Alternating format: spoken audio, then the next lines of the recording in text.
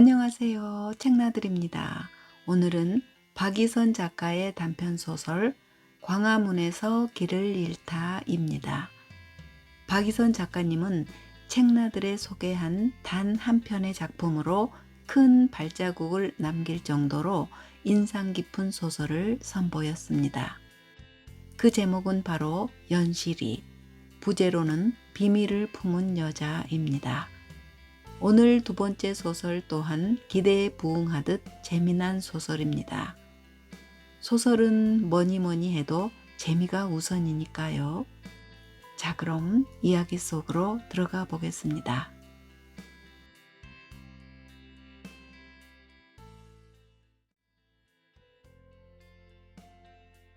아직 어둠이 채 가시지 않은 어두컴컴한 새벽녘. 행랑채 횃대에 늠름하게 앉은 수탉이 깃과 목청을 고르고 울기 전부터 황참봉의 아내는 부엌에서 음식을 만드느라 달그락거리는 소리를 내고 있었다. 나이 들면 새벽잠이 없어진다는데 황참봉은 새벽잠이 많은 편이다. 다른 때 같으면 아내를 향해 볼멘 소리를 하거나 이불을 푹 뒤집어 쓰고 구시렁거렸을 텐데 오늘은 어찌 된 일인지 불이 나게 자리를 털고 일어나 마당으로 나서며 아내에게 말을 건넨다. 아, 대충 하시구랴. 서울은 여기보다 먹을 게 훨씬 많을 것이여. 무담시 짐만 무겁게 하지 말고. 부엌에서 아내가 고개를 돌려 아침 인사 겸 대꾸를 한다. 아무렴 지혜미가 해주는 음식만 허겄소. 아무 말 말고 짐승들 밥이나 든든히 챙겨주시오. 옆집에 부탁해 놓더라도 어디 믿을 수가 있어야지. 혹시 달걀 있을란가 모른께 싹 꺼내 오시오. 내비두면 괜히 남 좋은 일만 시킬 텐께로. 황참봉은 아내의 잔소리를 뒤로하고 닭장을 살펴 모이를 주고 달걀 3개를 꺼냈다. 그리고 외양간으로 가서 눈을 껌벅거리며 벌써 하얀 콧김을 휙휙 뿜어내는 누런 소 2마리에게 여물을 듬뿍 주었다. 마지막으로 마당에서 꼬리를 흔들고 펄쩍펄쩍 뛰는 백구가 사흘 먹어도 남을 만큼 넉넉하게 사료를 부어주었다. 대충 끝내고 씻으려고 마당 수도가에 쪼그려 앉는데 괭이 밥은 줬소? 짐승들 물은? 아내의 잔소리가 연신 귓전을 두드린다. 황참봉은 대야에 담긴 물을 들고 다시 짐승들 뒤치다거리를 하느라 종종 걸음을 친다. 하긴 짐승들은 사람들이 챙겨주지 않으면 꼬박 굶어야 하니 잘 챙겨줘야 혀. 한바탕 부산을 돌고 두 사람은 아침을 먹자마자 길을 나섰다. 마침 장날이라 버스 정류장에 서너 명이 서 있다. 일찍 가서 병원 진료를 받고 장을 보고 싶은 사람들이다. 황참봉님, 서울 간다고 하더니 오늘인갑네요. 누군가 아는 체를 한다. 참봉댁은 이웃의 말이 땅에 떨어져 행여 흙이라도 묻을세라 냉큼 받는다. 아유, 없는 살림에 그래도 공부를 시켜놨더만 서울에서 집을 장만했다고 하잖겠수? 그동안 한번 다녀가라고 애원을 했는디 원체 일이 바빠서 가지 못하고 인자서야 길을 나서는 것이요. 참말로 부럽네요잉. 우리 자식은 언제 집 장만을 할란가? 걱정 붙들어 매시오. 그대 가들도 성실한께로 곧 좋은 소식이 있을 것이구만. 이곳 사람들은 황영감을 황참봉이라고 부른다. 부친도 참봉으로 불렸었다. 그가 조부와 부친으로부터 한학을 배워 겨울이면 서당을 열어 훈장을 하고 지역 향교에서 개최한 무슨 한시 백일장 대회에 나가 장원을 한 덕분에 참봉이라고 부르는 것이다. 보통 부인의 태코는 시집온 친정을 기준하여 부산댁, 서울댁, 전주댁 등으로 부르지만 남편의 벼슬을 따라가기도 한다. 백일장 장원도 급제한 것이라고 그의 아내는 참봉댁으로 불리고 또 그것이 꽤 만족스러운 눈치다. 버스 안에서 아내가 쉬지 않고 여자들과 수다를 떠는 동안 황참봉은 앞으로 어떻게 아들 집을 찾아갈 것인지 머릿속으로 정리했다. 아들이 마중을 오면 좋으련만 회사가 늦게 끝난다고 해서 못 오고 며느리는 손주 2명이 어린이집에서 올 시간이라 행여 애들 잃어버릴까봐 못 온단다. 황참봉은 자존심이 센 편이다. 아들이 전화를 통해 변변찮은 변명을 할 때 냅둬라. 바쁜 너희들 오라고 안 헐랑께 걱정일랑 붙들어 매고 있어. 내가 네 애미하고 지하철 타고 찾아갈란다. 서울이 뭐 별거이더냐? 호기롭게 소리쳤던 것이다. 하지만 서울을 가본 지 오래됐고 지하철은 언제 타봤는지 기억도 나지 않았다. 황참봉은 아들이 알려준 것을 떠올려 보았다. 터미널에서 지하철 3호선을 타고 종로 상가역으로 가서 1호선으로 갈아탄 다음 도봉역에서 내리면 되는 것이다. 딱 2번 아파트가 도봉역에서 훤히 보인다고 하니 큰 문제는 없어 보였지만 그래도 긴장이 풀리지 않았다. 행여 길을 잃게 되면 큰소리 쳤던 것이 무안해지고 자존심 상하는 일이기 때문이다. 그는 무릎에 놓인 참전 유공자 모자를 만지작거리며 이제 몇 시간 후면 아들 집에서 깨물어도 아프지 않을 손주들 볼 생각에 애써 흐뭇한 미소를 지었다. 그런데 그들이 휴게소에 도착했을 때 뭔가 심상치 않은 일이 벌어지고 있다는 느낌을 받았다. 주차장을 꽉 메운 관광버스에서 쏟아진 사람들이 화장실 앞에 줄지어 서 있었기 때문이다.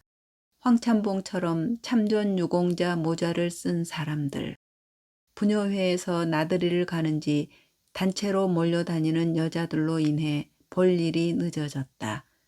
황참봉은 행여 아내를 잃어버릴까 걱정되어 화장실 앞에서 한참을 기다리다 간신히 버스로 돌아왔다. 기사는 지연되는 시간 때문에 짜증이 나는지 연신 시계를 쳐다보며 투덜거렸다. 저런다고 뭐가 바뀌남? 다들 헛심 쓰는 것이지. 고속도로는 주말이어서 그런지 하행선만큼 상행선도 차들로 가득했다. 버스는 제 속도를 내지 못하고 가다 서다 반복하더니 누군가 화장실이 급하다 소리치는 바람에 2번째 휴게소를 찾아 들어갔다. 이 휴게소 또한 먼저 번과 마찬가지로 사람들이 가득했는데 다른 점이라면 조끼를 입거나 노란 리본을 단 사람들이 많다는 것이었다. 이들과 참전 유공자들이 뒤섞여 휴게소는 설날 대목 장날처럼 뒤죽박죽이었다. 남편이 출출할까봐 뭔가 먹을 것을 사서 돌아온 아내가 눈을 동그랗게 뜨고 물었다. 영감, 틀딱이 뭐요? 뭐, 틀딱? 그것이 무슨 소리단가? 저쪽에서 2패로 나뉘어 싸웁디다. 한쪽은 빨갱이 새끼들이라고 하고 다른 쪽은 틀딱들이 죽을 날이나 기다릴 일이지 나라 망친다고 말싸움을 살벌하게 하더란께요. 나도 잘 모르겠소. 2 사람의 말에 몇 좌석 앞에 앉은 젊은 청년이 고개를 돌려 뭐라 대답을 해줄 것처럼 입을 실룩이더니 이내 묘한 표정을 지으며 입을 닫고 말았다. 우여곡절 끝에 버스가 터미널에 도착했다. 황찬봉은 지하철 노선도 앞에 장승처럼 서서 종로 3가역으로 가는 길을 찾아보았는데 거미줄처럼 얽힌 그림은 난해하기 짝이 없었다. 결국 그는 친절해 보이는 학생을 불러세워 물었다. 종로 3가역이면 무조건 구파발이라고 쓰인 차를 타시면 되거든요. 밖에서 지하철역으로 내려가세요. 구파발행 지하철을 타고 가시다 종로 3가역에서 내리시면 됩니다. 학생은 손짓을 곁들이며 가는 길을 알려주고 인파 속으로 사라졌다. 그제야 황찬봉은 머릿속이 환해지는 느낌을 받았다. 임자, 여기저기 한눈 팔지 말고 잘 따라 붙으시오. 여기는 눈 뜨고 있어도 코 베어 가는 곳인께 까딱 잘못하면 생리별이요. 아내는 남편의 말을 듣고 잔뜩 겁에 질려 그림자처럼 따라붙었다. 조금 전 학생이 알려준 대로 간신히 지하철에 올라탔더니 웬걸? 휴게소에서 보았던 그 사람들이 시루 속 콩나물처럼 가득 차 있었다. 참전 유공자 모자를 쓴 사람들과 조끼에 노란 리본을 단 사람들이 마치 운동회라도 가는 것처럼 태극기와 팻말을 들고 서로 눈치를 보며 씩씩거렸다. 그 속에서 아내는 보자기로 싼 음식을 신주단지 모시듯 안고 열차가 서고 출발할 때마다 에구구구 소리를 질러댔다. 종로 3가역에 도착하자 사람들이 결연한 표정으로 우르르 내렸다. 모두 같은 방향인 듯 계단을 오르는데 숨이 막힐 지경이었다. 황찬봉은 여기서 차를 갈아타야 했지만 힘 약한 아내가 사람들에 떠밀려 가는 것을 보고 큰일 났다 싶어 소리를 질렀다. 임자, 시방 어디 가는 거요? 이리 오시오. 몰라요. 아이쿠구, 이 사람들이 왜 이런디야? 사람 잡겄네. 아내뿐만 아니라 황찬봉 또한 물결을 탄 것처럼 사람들에게 떠밀려 어느새 밖으로 나오고 말았다. 그새 아내는 눈에서 멀어지고 있었다. 아내를 찾은 것은 이순신 동상이 멀리 바라보이는 무슨 은행 앞이었다. 그녀는 얼마나 놀라고 힘들었는지 자리에 털썩 주저앉아 금방이라도 울음을 터뜨릴 것 같은 표정으로 남편을 기다리고 있었다. 뭔 일인지 모르겠네. 이 영감, 전쟁 났소? 나도 마찬가지요. 무슨 행사를 하는 모양인데 서울이라서 그런지 사람이 많긴 겁나게 많네. 가만히 있는 나를 사람들이 땅속에서 바깥으로 꺼내놨단 게로. 신기하다면 신기한 노릇 아닌가 모르겠소. 내려가면 촌 사람들한테 해줄 말이 생긴 셈 치지 뭐. 황찬봉은 애써 태연한 척 담배를 빼물었다. 두어 모금 연기를 뿜었을까. 지나가던 사람이 퉁명스런 말을 내뱉었다. 아직도 대로에서 담배 피는 사람이 있군.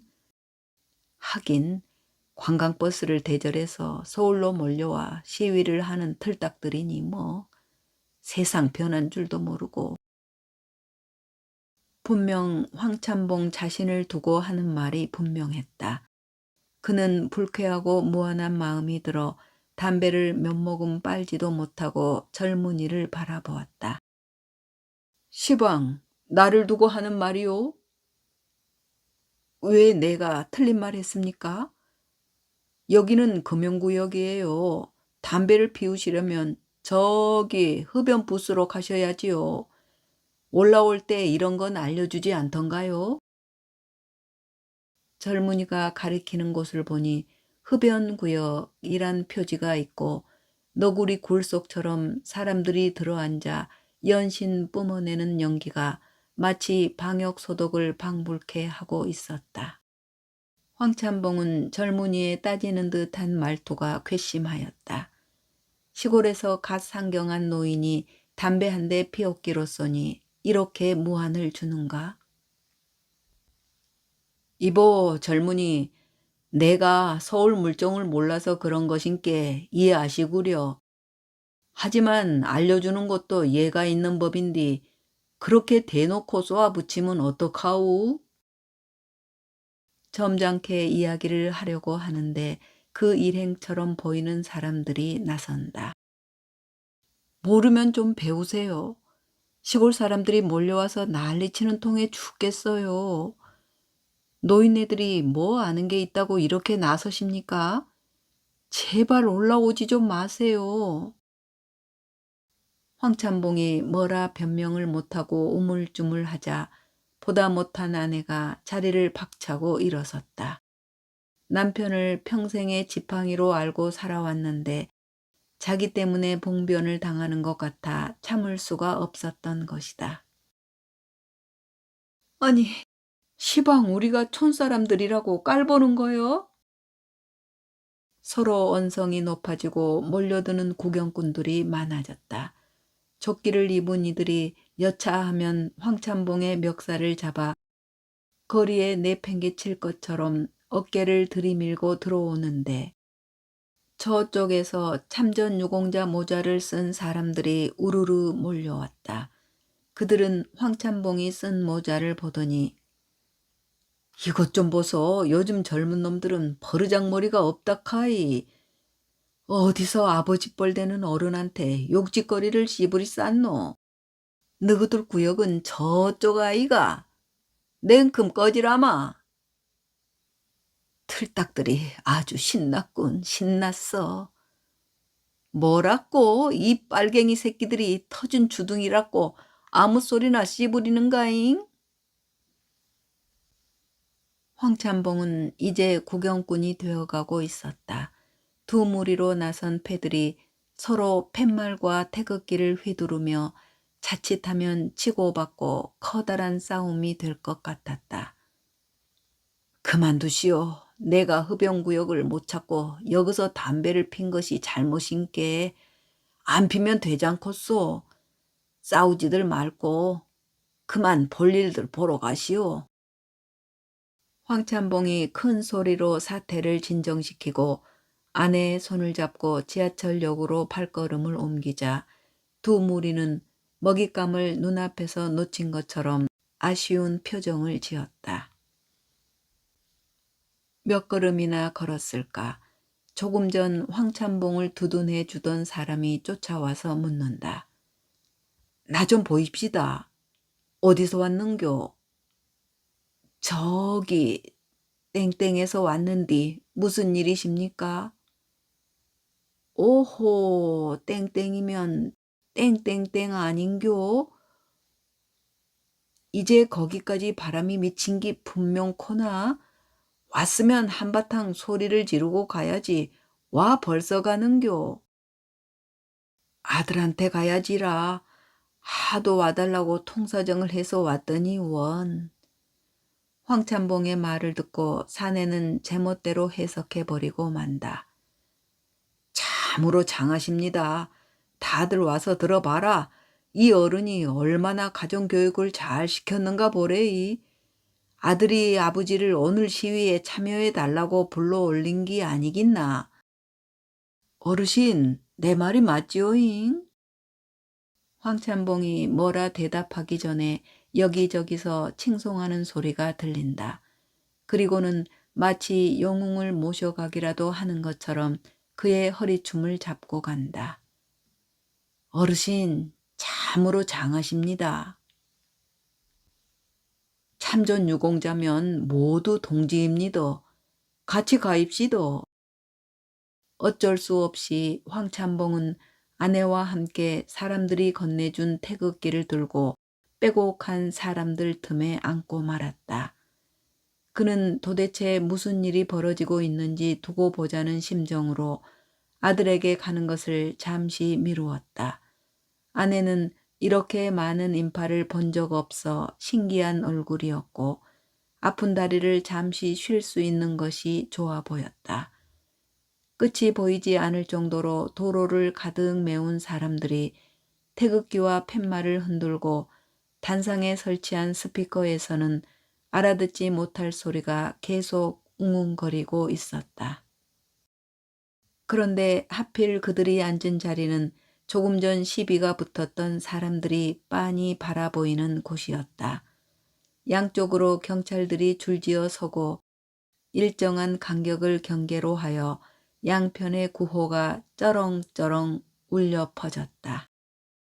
황찬봉은 구워다 놓은 보릿자루처럼 우두커니 앉아있기가 뭐해서 눈치를 보며 손을 들었다 내리길 반복했다.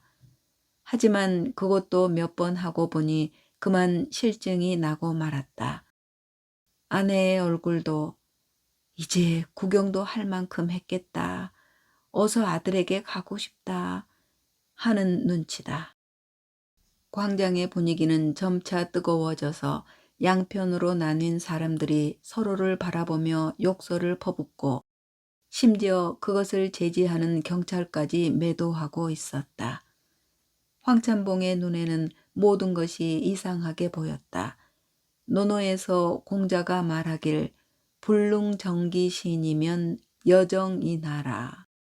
자신을 바르게 할 수 없이 어떻게 남을 바로잡겠는가라고 했는데 여기 모인 사람들은 모두 옳고 바른 사람들일까? 그래서 직접 정치를 하러 나온 것일까? 도무지 알 수 없었고 어서 자리를 두고만 싶었다. 그만 갑시다. 황찬봉은 아내와 함께 자리를 털고 일어나 어디로 갈까 주위를 둘러보았다. 광화문 거리를 꽉 메운 사람들 사이를 비집고 나가기는 항우장사가 와도 불가능해 보였다. 유일하게 터진 길은 경찰들이 양쪽을 갈라놓은 곳뿐이었다. 황찬봉이 아내의 손을 잡고 텅 빈 공간 속으로 들어가려고 하자 경찰이 제지하고 나선다. 어르신 어디 가십니까? 이쪽으로는 못 가십니다. 우린 여기 시위하러 온 사람들이 아니오. 서울 아들네 집에 가려고 왔는디 떠밀려서 온 것이라오. 여기서 지하철을 갈아타고 도봉으로 오라고 했소. 큰께 길을 열어주시오. 경찰은 잠시 난감한 표정을 짓더니 책임자를 불렀다. 사정을 전해 들은 책임자는 황찬봉과 음식 보따리를 들고 있는 참봉댁을 번갈아 보고 알겠다는 표정을 지었다. 그가 웃음 띤 얼굴로 물었다. 그러니까 종로 3가역에서 도봉역으로 가는 지하철을 갈아타야 되는데 인파에 떠밀려서 여기까지 오셨단 말씀이죠? 그렇소. 지금쯤 아들네 집에 가서 발 뻗고 손주들 재롱 봐야 되는디 여기서 시간을 허비하고 있은께 답답해 미치겠소. 알겠습니다. 이봐, 이분들을 안내해드려. 두 사람은 경찰의 안내를 받아 운동장처럼 넓은 공간을 휘적휘적 걸어가기 시작했다. 그런데 그 모습이 좀 이상하게 보인 모양이었다. 저기 경찰이 우리 동지들을 연행하고 있다. 누군가 소리를 치자 우 소리가 들리고 또 저쪽에서도 이에 질세라 야유를 퍼부어댔다. 플라스틱 물병이 후두둑 날아와 땅바닥에 구르고 경찰의 발걸음이 빨라졌다. 두 사람은 경찰을 놓치면 밀물처럼 사람들이 몰려와서 덮칠지 모른다는 생각에 다른박질을 치는데 마음만 급할 뿐 제자리 걸음을 하는 것 같다. 마치 달걀 광주리를 들고 얼음판을 뛰는 듯 불안하고 조마조마한 마음이다. 다행히 별일 없이 대로를 가로질러 지하철역 입구까지 왔다. 하지만 입구는 물론 골목이란 골목까지 사람들이 모두 들어차서 쉽게 나아갈 엄두가 나지 않았다. 황찬봉은 경찰이 인파를 헤집고 더 안내해 주기를 바랐지만 여기까지입니다. 그럼 안녕히 가십시오. 경찰은 이렇게 말을 남기고 돌아가 버리고 말았다.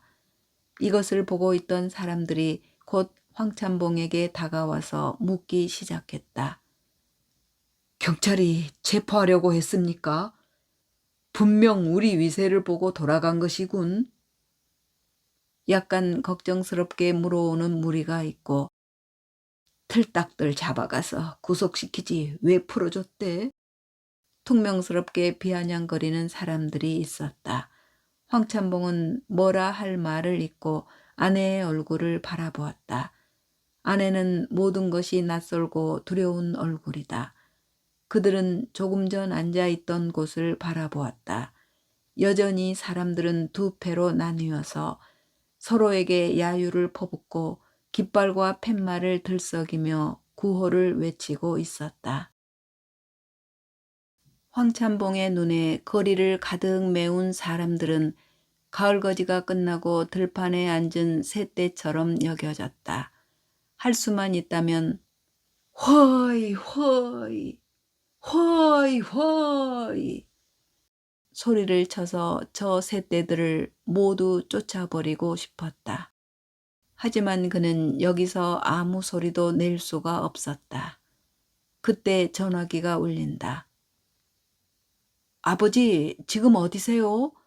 몇 번이나 전화를 드렸는데. 그동안 거리가 너무 시끄러워 전화 온 줄도 몰랐던 모양이다.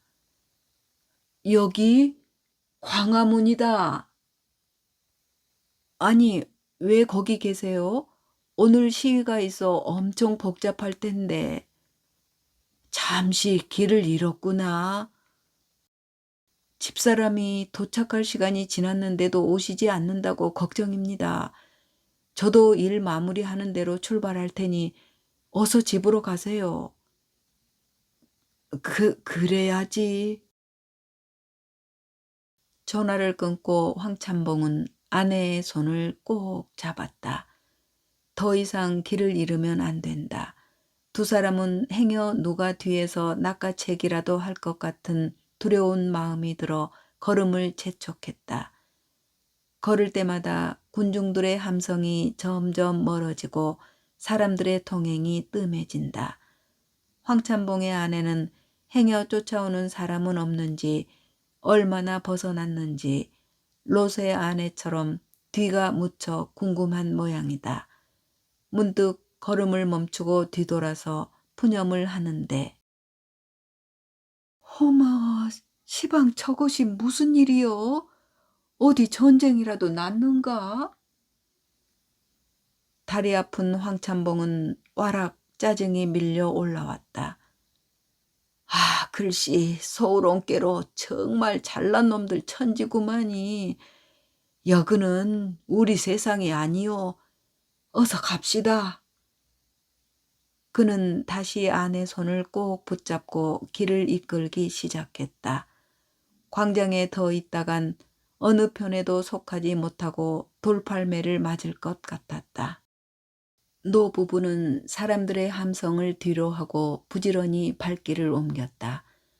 마치 전혀 다른 세상으로 나왔다가 못 볼 곳을 보고 가는 것처럼 기분이 씁쓸하고 어서 고향으로 내려가고 싶었다. 광화문에서 더 이상 길을 잃기 싫었다. 네, 이야기는 여기까지인데요. 광화문에서 길을 잃으면 답이 안 나오지요.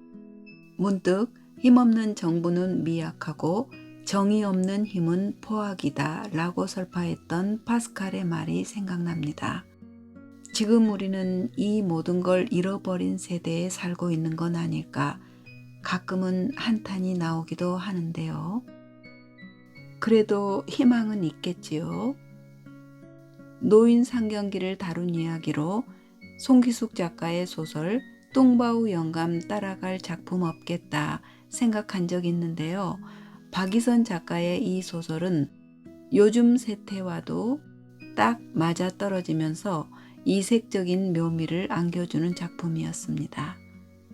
박이선 작가는 주로 장편을 많이 쓰는데 단편이 하도 맛깔나다 보니 자연히 장편도 읽고 싶어집니다. 구독자님들 모처럼 장편도 기대해 주시고요. 저는 여기서 인사드리겠습니다. 그럼 오늘도 책나들과 함께 행복한 하루 되셨길 바랍니다. 고맙습니다.